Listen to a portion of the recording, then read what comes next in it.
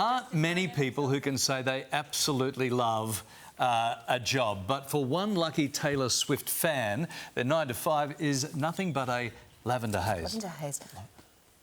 Yeah, journalist Bryan West made global headlines last year after scoring one of the most sought-after gigs on the planet, becoming the world's first full-time Taylor Swift reporter. Now, hundreds of people applied for the coveted position, which involves covering the good, the bad and the karma surrounding the pop sensation. With her Global Eras tour about to kick off down under and a very public love story, there isn't a single blank space in Bryan's reporting. Oh, dear, sorry about that, Bryan. Journalist Bryan West joins us live from where else but Nashville. Good morning to you, Bryan. Any Swifties watching this right now will be so envious.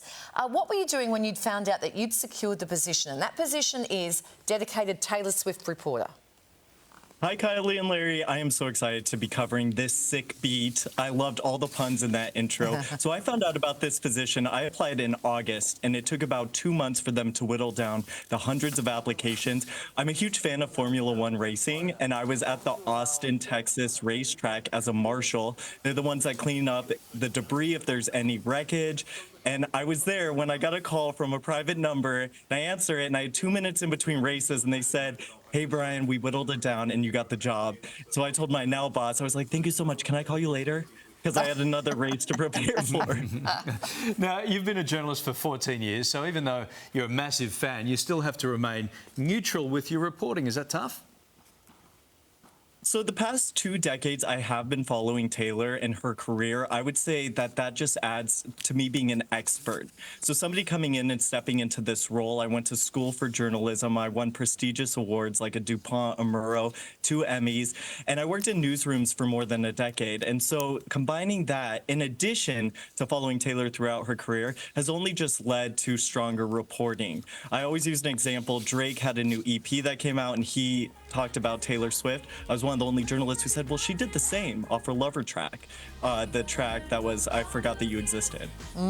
So you're a journalist first, but always a Taylor Swift fan. So it's not like you were just some mad fan who's now reporting. You were a journalist first, and you've been lucky enough to meld your 2 great loves. You were lucky enough to meet Taylor Swift backstage. This was a show in 2018.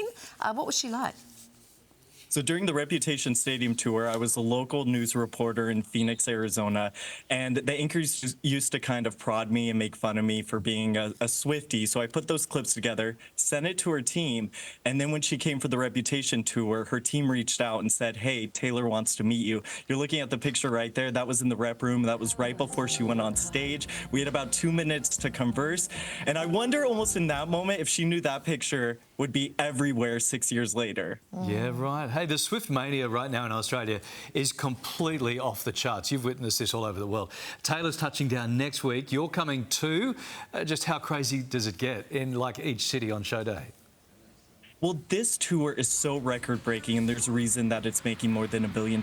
It's more than 3 hours where she covers 10 eras, 10 albums. It's an incredibly impressive show.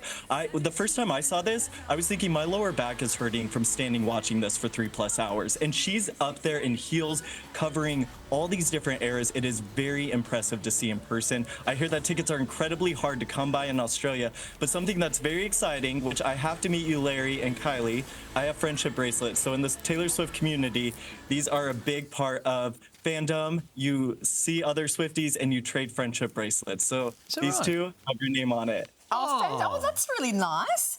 Today is, of course, Grammys Day. You're done up not just for us, but because you're reporting on the Grammys. Taylor's up for 6 nominations. How many do you think she's got a good chance of taking home, Bryan?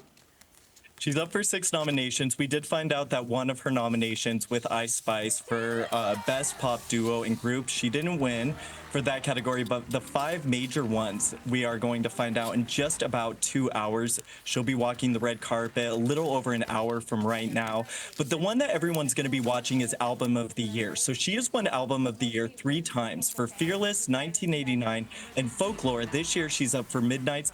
If she wins, she will be the first artist, period, to win that category 4 times. There have been sound engineers that have worked on various albums that have won it 4 times, but there's never been an artist. Right. So she will make history tonight. So, Bryan, if anyone's watching this and wants to read your reportage of Taylor Swift, where do they find you? So I'm at Bryan West TV on all platforms. What's interesting is when I graduated college, I just made that my brand, Bryan West TV, like television. It's interesting now because when she re-records an album, TV stands for Taylor's version. So it's almost like, was there a manifestation in that? Wonderful stuff. Well, we'll see you, I guess, soon in Australia with those bracelets. Thanks for joining us this morning. I'm so excited. Thanks, Bryan.